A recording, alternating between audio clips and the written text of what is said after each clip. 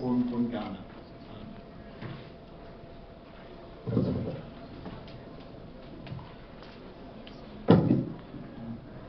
Thank you very much.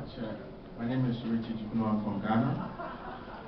And I've already set a framework of complementary indicators for some of the global goals. I have gathered data and I've presented the findings to my government officials. Although the official indicators are still being officially signed off, I've already gotten on and started doing the work. This is what I think is youth power. Back in Ghana, I host the Curious Minds Youth Show, Gems of Our Time. Curious Minds is a youth-led organization. I've always been convinced that there should be nothing for us without us. The solution to sustainable development is young people. I'm part of a global team of accountability advocates who have been trained and supported by Restless Development to create a national accountability framework for the Sustainable Development Goals. The first phase of this project ended days ago with significant success. Countries such as the Gambia, Kenya, Malawi, Uganda, Ghana, and the UK have participated in this process to localize the SDGs according to their individual national priorities. One of the priority areas we identified as a team in Ghana was on Goal 3 and 5, which is also a priority for our government. Reduce the global maternal mortality ratio to 70 per 100,000 live births, and ensure universal access to sexual and reproductive health and reproductive rights. With support from Restless Development, we have worked as a team and have identified relevant stakeholders to gather new data to develop complementary indicators, which we have done on Goal 3 and 5. Our data was shared at the National Dissemination event, where civil society organizations and the Ghana National Youth Authority was in attendance. The end result, we have demonstrated to government that young people can be a strong force towards achieving sustainable development.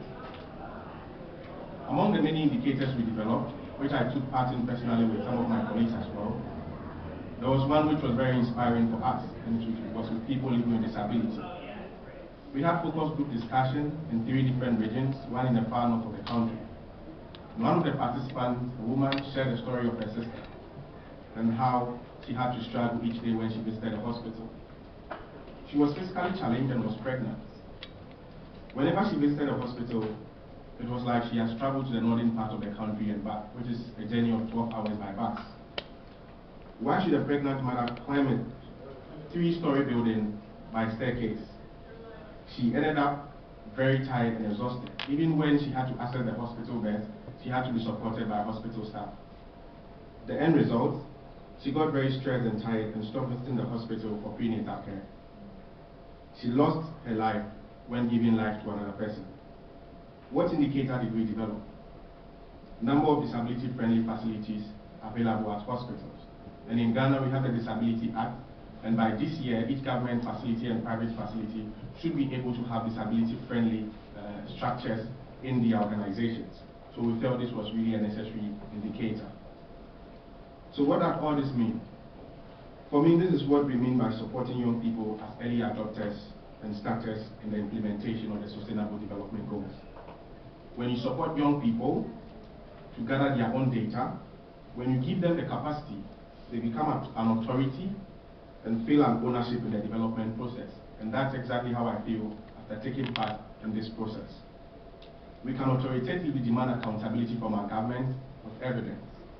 And with this project, we have taken part in 2 national events, the 7th African Conference on Sexual Health and Rights, and the National Youth Summit, where we proposed an abstract, which was accepted, and we talked about the Youth Power Project.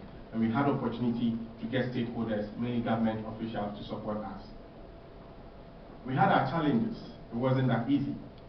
People would try to write us off instantly, constrained with bureaucracy, getting government officials to accept or even attend your event. And even sometimes the bureaucracies, when we wanted to gather our data from hospitals, adolescent corners, interview community health nurses, midwives. However, there was one thing that was clear during this whole process. When challenges come our way and the support capacity building is consistent, we are able to overcome these challenges and we become more effective and better in our work. I can confirm today that many of the people we had challenges with eventually attended our dissemination event and are happy with the results. Why? Because at the time the challenges were in, there was consistent support and capacity building coming from our partners, and that helped us to sail through.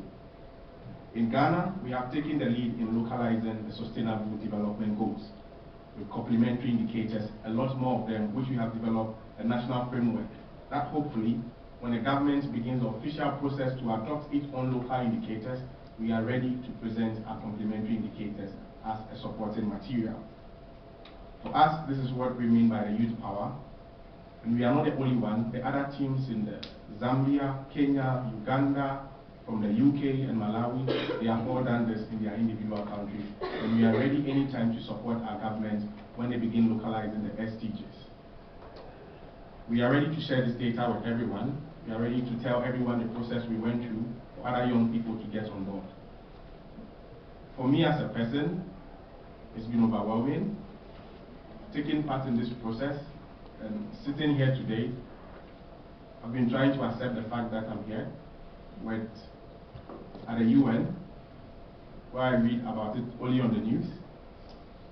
This shows that out of the 1.8 billion young people in the world, there are ordinary ones like me who are passionate, and with the necessary support, we can come as far as this place.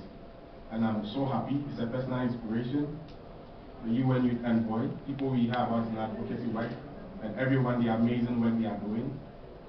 And I say I represent the ordinary African boy who go through the everyday struggles, but with support from Restless Development on this advocacy work, youth power, I'm here today, and capacity building support has given results. Thank you very much.